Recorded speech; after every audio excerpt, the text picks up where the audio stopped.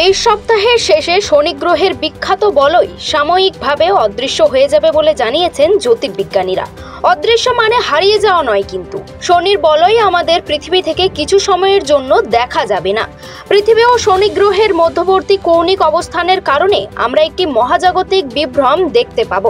এতে শনি গ্রহের বলয় আমাদের সামনে থেকে কিছুটা সময়ের জন্য অদৃশ্য হয়ে যাবে।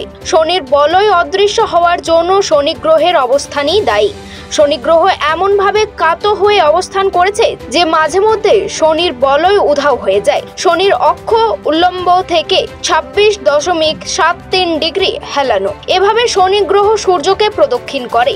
আমাদের পৃথিবী 23.5 ডিগ্রি হেলানো অবস্থায় সূর্যকে প্রদক্ষিণ করে চলেছে। প্রতিটি গ্রহ তার নিজের অক্ষের ওপর ঘোরে ও সূর্যকে প্রদক্ষিণ করে। মাঝে মধ্যে পৃথিবীর দিক থেকে শনির কৌণিক রিং অন্য প্রান্তে ঘুরে যায় বলে তখন মনে হয় শনির বলয় অদৃশ্য হয়ে গেছে। তবে পৃথিবী থেকে প্রতি 13 থেকে 15 বছরে এমন বলয় অদৃশ্য হওয়ার ঘটনা একবার দেখা যায়।